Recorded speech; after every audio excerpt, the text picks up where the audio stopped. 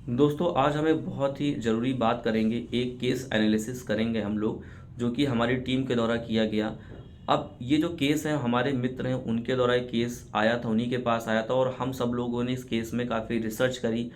और चलिए इस केस की अब हम बात करते हैं। तो दोस्तों 2013 में केस रजिस्टर्ड किया गया था काकोरी में, एफआईआर की गई 498 में और 3/4 डाउरी प्रोहिबिशन एक्ट में। और इस केस में लगभग 6 लोगों के खिलाफ ये एफआईआर की गई थी। अब देखिए जो यहाँ पे लखनऊ वाला जो केस था ये यहाँ पे चल रहा था, सारी चीज़ें चलती रही अपना, और इसमें सब लोग बेल आउट भी हो गए। और जो मेन अक्यूज था, तीन जो मेन अक्यूज थे वो भी इसमें एक्सपायर हो गए थे, और उसके साथ में जो दो को अक्यूज थे वो भी एक्सपायर हो गए थे। टोटल 3 ही लोग बचे थे। अब ये केस की एक समरी हो गई।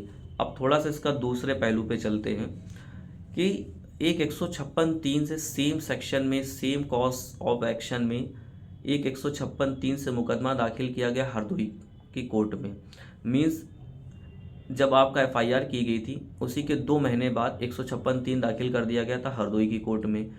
अब इसका जो डेट ऑफ नॉलेज है, हमें 10 साल बाद समन आता है फास्ट ट्रैक कोर्ट से। मीन्स ये पहले किसी और कोर्ट में था, फिर वहाँ से ट्रांसफ़र होके फास्ट ट्रैक कोर्ट आ, फिर वहाँ से समन आते हैं हमारे पास कि आपके अगेंस्ट में भी मुकदमा चल रहा है इन सेक्शंस में, आप आइए कोर्ट और अपेयर होजिए। बाकी अपनी चीज़ जो भी होती हैं आप लोग जानते हैं।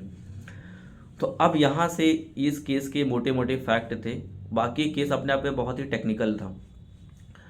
अब केस जब यहाँ से आया तब हम लोग सीधे हाई कोर्ट लखनऊ बेंच में गए और केस हम लोगों ने दाखिल किया, मीन्स फाइलिंग करके।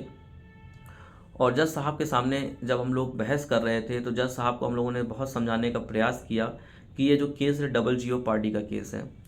लेकिन सरकारी वकील ने कहा कि ये 210 के प्रोविज़न के अंतर्गत आता है और इसमें 210 का प्रोविज़न इसमें अप्लाई होगा। 210 सीआरपीसी क्लॉज 1 की मैं बात कर रहा हूँ। तो काफ़ी देर तक इसमें लगभग मुझे याद है 20 मिनट आर्गूमेंट हुई। 10 मिनट तो हमको समझाने में लगे और बीच में जज साहब थोड़ा सा हम लोग के ऊपर डांटने भी लगे कि आप लोग कैसे क्या कर रहे हैं, ये ऐसे नहीं होता है, ऐसे ऐसे। तो हम लोगों ने फिर उनको बहुत ही समझाया और हालांकि इस चीज़ में सरकारी वकील ने भी फेवर किया। तो वहाँ पे जब एक 10 मिनट तो पर्टिकुलर लॉ पे बात चली तो मुझे काफ़ी अच्छा भी लगा कि यार चलो ये केस काफ़ी इंटरेस्टिंग केस तो था ही अपने आप में, और इतना टेक्निकल केस भी था कि इसको अब लग रहा था कि हाँ अब चीज़ें हमारी हो जाएंगी।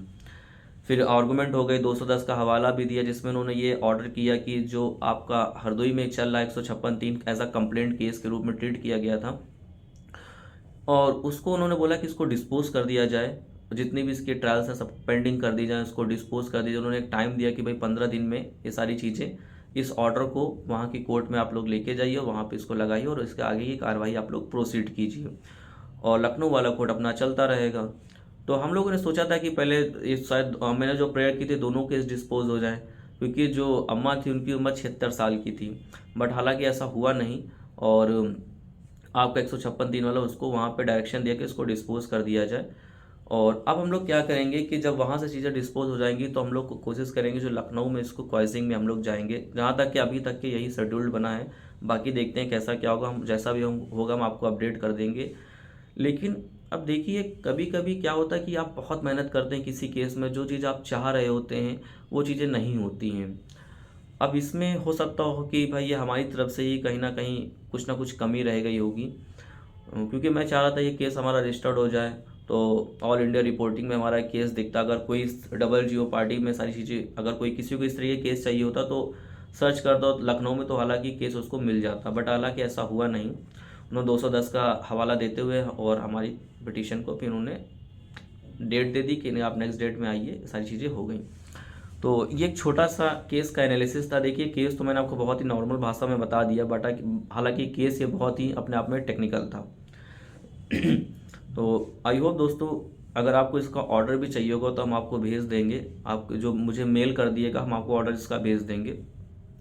और बाकी दोस्तों मेरे चैनल को सब्सक्राइब जरूर कीजिए फॉर द मोर अपडेट्स के लिए, और अपने दोस्तों को भी शेयर्स कीजिए। अब देखिए दोस्तों मैं भी एक फर्स्ट जनरेशन लॉयर हूँ, तो मैं भी बहुत स्ट्रगल कर रहा हूँ आप लोगों की तरीके।